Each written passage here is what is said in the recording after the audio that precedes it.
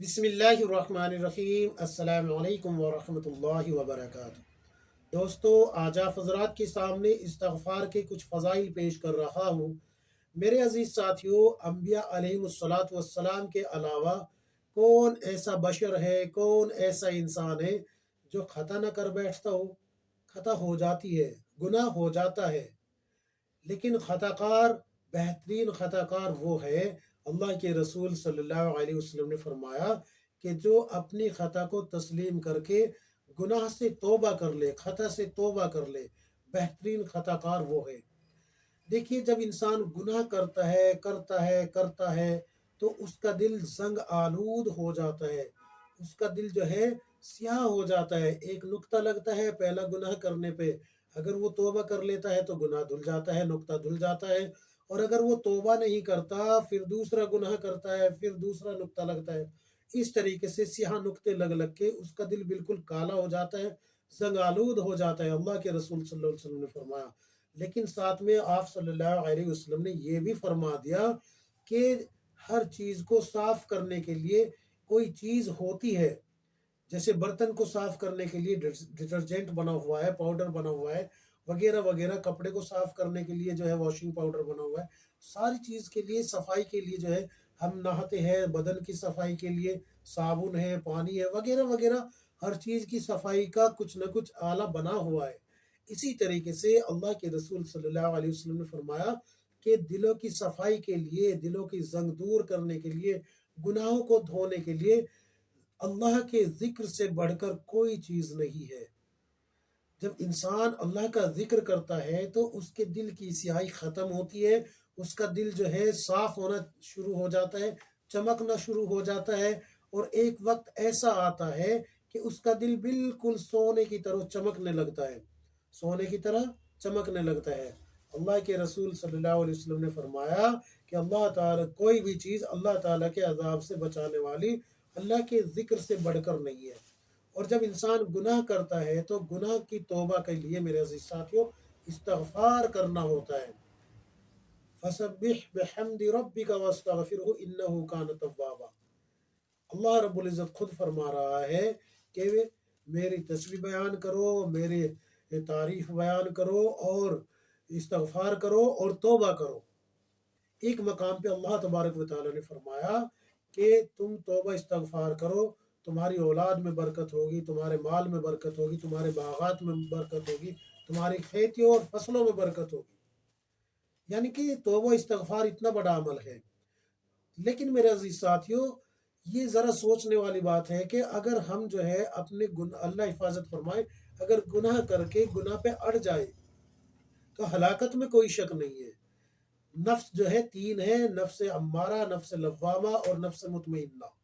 नफ्स अम्मारा शैतान का दोस्त है। शैतान वसवसा डालता है कि भाई फला गुनाह कर ले, और इंसान जो है गुनाह की तरफ अगर रग़बत हासिल कर लेता है और गुनाह कर लेता है तो ये नफ्स अम्मारा कराता है। नफ्स लव्वामा वो है कि गुनाह का ख्याल शैतान ने डाला, लेकिन इसके दिल के अंदर खौफ इलाही आ गया। इसने कहा नहीं नहीं नहीं, ये तो अल्लाह की पकड़ का ज़रिया बन जाएगा, और फिर ये जो है गुनाह नहीं करता।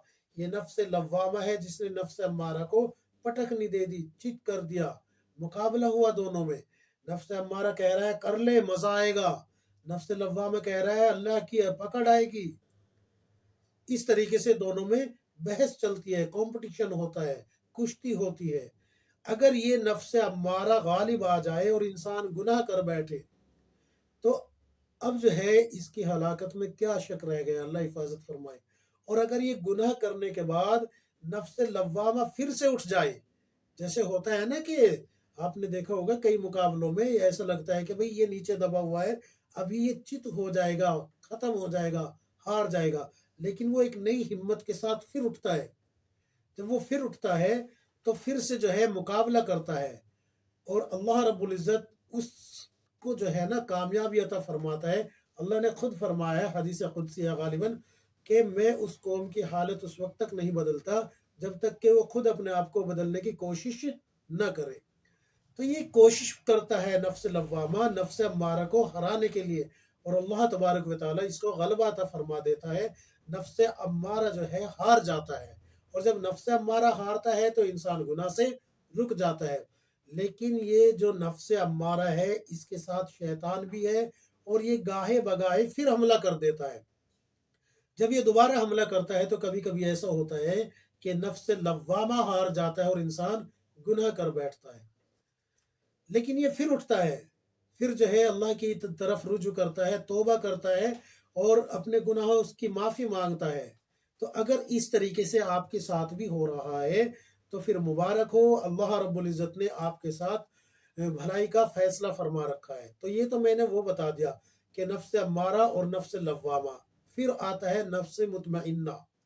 نفس مطمئنہ کہتے ہیں کہ جب یہ نفس امارہ کو نفس لوامہ ختم کر دیتا ہے، مار دیتا ہے، اور پھر یہ زندگی گزارتا ہے اللہ کے حکم کے مطابق، رسول اللہ صلی اللہ علیہ وسلم کے طریقے کے مطابق، اللہ کے احکام کو دیکھ دیکھ کر پھونک پھونک کے قدم رکھتا ہے، تو پھر اللہ رب العزت اس کو جو ہے اس کے نفس کو مطمئنہ بنا دیتا ہے۔ اور پھر قرآن شاہد ہے، اللہ رب العزت قرآن میں فرما رہا ہے، یا ایھا النفس المطمئنہ ارجعی الی ربک راضیۃ مرضیہ فادخلی فی عبادی وادخلی فی جنتی۔ اللہ رب العزت قرآن میں فرما رہا ہے کہ یہ نفس مطمئنہ جو ہے یہ آ جائے ہماری رضا کی طرف، ہم اس سے راضی ہو گئے، یہ ہمارے نیک بندوں میں داخل ہو جائے اور جنت میں داخل ہو جائے۔ تو نفس مطمئنہ بننے کے لیے ہم اس دنیا میں آئے ہیں، سمجھ گئے نا؟ اب یہ جو حالات آتے ہیں، بھئی قرض میں مبتلا ہے، پریشانی ہے، بیماری ہے، حالات سدھر نہیں رہے، روزگار نہیں ہے، روزگار ہے لیکن اس میں برکت نہیں ہے، اولاد کی شادی نہیں ہو رہی، کئی دفعہ ایسا ہوتا ہے کہ لڑکی پریشان ہے، شادی نہیں ہو رہی، کئی دفعہ ایسا ہوتا ہے کہ شوہر بات نہیں سنتا، کئی دفعہ ایسا ہوتا ہے کہ بیوی جو ہے بات نہیں مانتی، کئی دفعہ ایسا ہوتا ہے کہ اولاد بات نہیں مان رہی۔ تو ان سب کا کیا حل ہے؟ ان سب کی وجہ کیا ہے؟ پہلے تو وجہ سن لیجئے۔ دیکھیے، ہم نے کہیں نہ کہیں اللہ کے حکم کو توڑا ہوا ہوتا ہے۔ جب انسان اللہ کے حکم کو توڑتا ہے تو اللہ رب العزت اس کو دنیا کے حوالے کر دیتا ہے، اور وہ دنیا میں ذلیل ہونا شروع ہو جاتا ہے۔ تو دنیا کی ذلت سے بچنے کے لیے استغفار کریں، دنیا کی ذلت سے بچنے کے لیے استغفار کرے۔ آپ نے دنیا کی ذلت سے بچنے کے لیے استغفار کیا، اللہ رب العزت دنیا کی ذلت سے بچا لے گا اور آخرت کی ذلت سے بھی بچا لے گا۔ اب استغفار کرنا کتنا ہے؟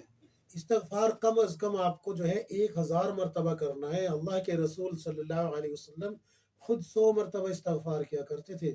اللہ کے رسول صلی اللہ علیہ وسلم خود فرماتے ہیں کہ میں 100 مرتبہ استغفار کرتا ہوں، اور ایک مقام پہ فرماتے ہیں کہ میں 70 مرتبہ یا 80 مرتبہ استغفار کرتا ہوں۔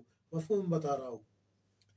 تو وہ تو نبی تھے، معصوم تھے، کوئی گناہ نہیں ہونا تھا ان سے، لیکن پھر بھی وہ 100 مرتبہ استغفار کر رہے تھے۔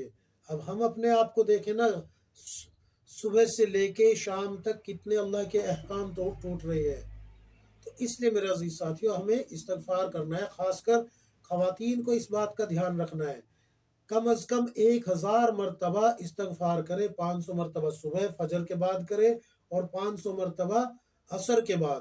اگر اس طریقے سے نہیں کر سکتے تو 300 مرتبہ کرے، 150 مرتبہ صبح کرے، 150 مرتبہ عصر کے بعد، اور چلتے پھرتے استغفار پڑھتے رہے۔ دیکھیے، استغفار بہت سارے ہیں، لیکن جو سب سے بہتر استغفار ہے وہ یہ ہے، استغفر اللہ ربی من کل ذنب واتوب الیہ۔ یا تو یہ پڑھے، یا پھر یہ پڑھے، استغفر اللہ الذی لا الہ الا هو الحی القیوم واتوب الیہ۔ یہ استغفار پڑھے۔ اس کے علاوہ جیسے قرآن کی دعا ہے جس میں اللہ رب العزت سے اپنے گناہوں کی معافی مانگی ہے، جیسے کہ حضرت آدم علیہ السلام نے کہا ہے، یا پھر حضرت یونس علیہ السلام نے دعا کی ہے، آیت کریمہ وغیرہ ہے۔